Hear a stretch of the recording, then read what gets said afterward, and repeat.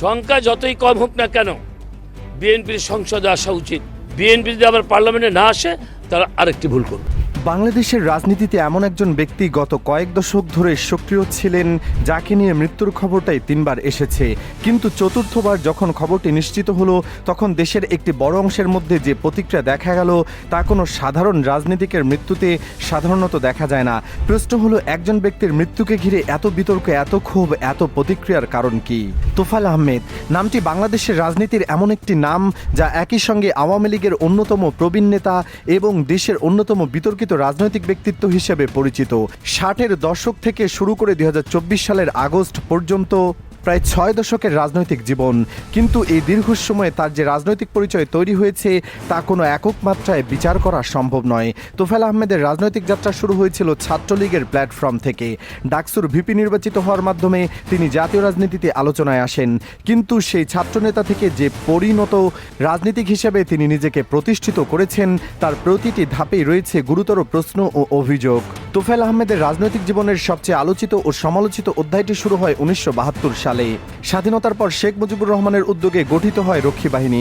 আনুষ্ঠানিক উদ্দেশ্য ছিল আইনশৃঙ্খলা রক্ষা, মুক্তিযোদ্ধাদের পুনর্বাসন এবং চোরাচালান দমন, কিন্তু বাস্তবতা ছিল সম্পূর্ণ ভিন্ন। ঐতিহাসিক তথ্য এবং প্রত্যক্ষদর্শীদের বিবরণ অনুযায়ী রক্ষী বাহিনী কয়েক বছরের মধ্যেই পরিণত হয় একটি ভয়ঙ্কর দমন যন্ত্রে। আর এই দমন যন্ত্রের রাজনৈতিক পৃষ্ঠপোষকতার অন্যতম প্রধান ব্যক্তি ছিলেন তৎকালীন ছাত্রলীগের প্রভাবশালী নেতা তোফায়েল আহমেদ। রক্ষী বাহিনীর অপকর্মের তালিকা দীর্ঘ। গ্রামগঞ্জে তল্লাশি অভিযানের নামে বিরোধী মতের লোকদের গ্রেপ্তার, নির্যাতন, এমনকি গুম করা হয়েছে। 1974 সালের দুর্ভিক্ষের সময় খাদ্য ও ত্রাণ নিয়ন্ত্রণে চাঁদাবাজি ও লুটপাটের অভিযোগ উঠেছিল এই বাহিনীর বিরুদ্ধে। নিত্যপণ্যের বাজারে কৃত্রিম সংকট তৈরি করে জনগণের ওপর চাপ সৃষ্টির নীতি গ্রহণ করা হয়েছিল। একটি গুরুত্বপূর্ণ ঐতিহাসিক তথ্য হল 1975 সালের 15 আগস্ট শেখ মুজিব নিহত হওয়ার পর ঢাকার রাস্তায় মানুষ মিষ্টি বিতরণ করে উল্লাস করেছিল।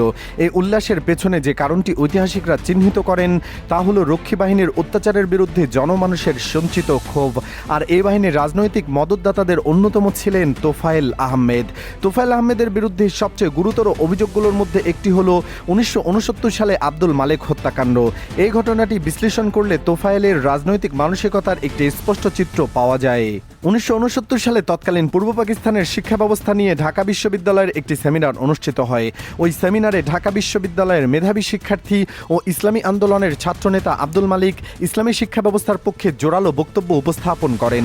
প্রত্যক্ষদর্শীদের বিবরণ অনুযায়ী তার বক্তব্য অধিকাংশ শিক্ষার্থী করতালি পেয়েছিল। অন্যদিকে বিপক্ষে বক্তব্য রাখেন ছাত্রলীগ ও বাম সংগঠনের নেতারা, যাদের মধ্যে তোফায়েল আহমেদ অন্যতম ছিলেন। বিশ্লেষকদের মতে যুক্তিতর্কে তোফায়েল পক্ষ পরাজিত হওয়ার পরই সহিংসতার পথ বেছে নেয়। 12 আগস্ট 1969 সালে আরেকটি সেমিনারে একই বিষয়ে আবারও পক্ষ বিপক্ষে মতামত উপস্থাপিত হয়। আব্দুল মালিকের যুক্তিতে আবারও প্রতিপক্ষ পরাজিত হয়।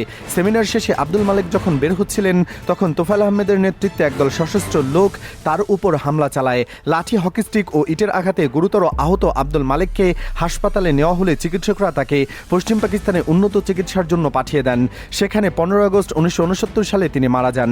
এই ঘটনাটি শুধু একটি হত্যাকাণ্ড নয়, এটি বাংলাদেশের রাজনৈতিক সংস্কৃতির একটি কালো অধ্যায়, যেখানে যুক্তির জায়গা সহিংসতাকে হাতিয়ার করা হয়েছে।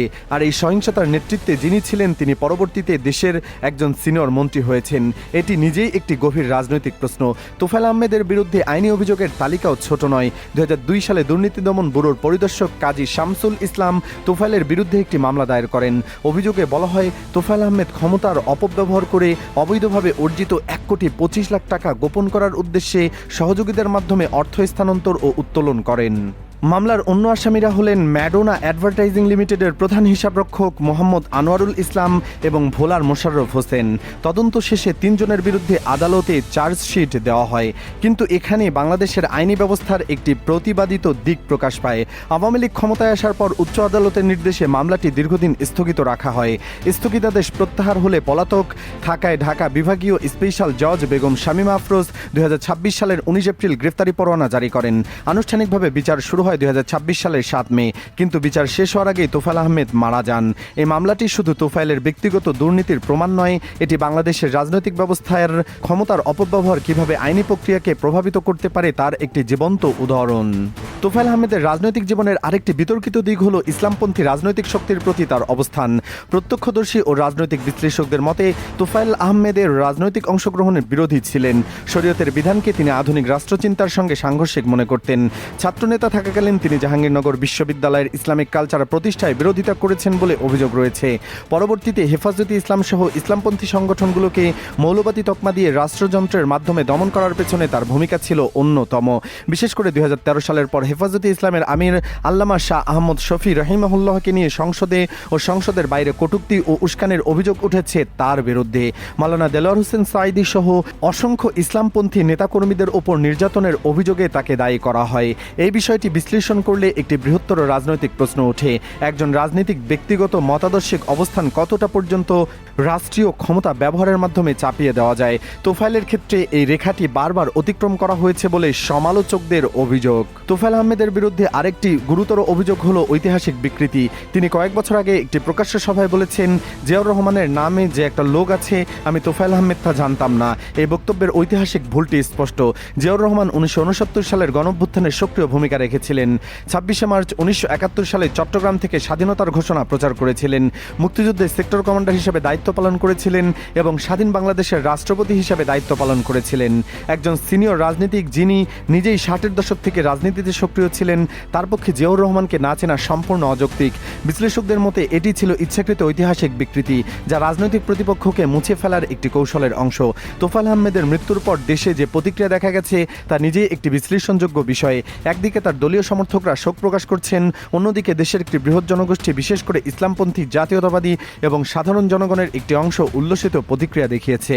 বিশেষ করে উল্লেখযোগ্য বিষয় হলো তোফায়েলের আগে 2 বার মৃত্যুর খবরে তার অনুসারীরা মিষ্টি বিতরণ করেছিলেন, কিন্তু বারবার গুজব প্রমাণিত হয় এবার আর কেউ মিষ্টি বিতরণ করেননি। এই বিষয়টি একই সঙ্গে হাস্যকর এবং তাৎপর্যপূর্ণ, কারণ এটি দেখায় যে রাজনৈতিক অনুসারীরাও কতটা অবাস্তব প্রত্যাশার মাধ্যমে বাস করে। আরেকটি বিষয় যা ব্যাপক আলোচনায় এসেছে তা হলো মৃত্যুর সময় তোফায়েলের শারীরিক অবস্থা। প্রত্যক্ষদর্শীদের বিবরণ অনুযায়ী মৃত্যুর আগে তার শারীরিক অবস্থা ছিল চরমভাবে পরিবর্তিত।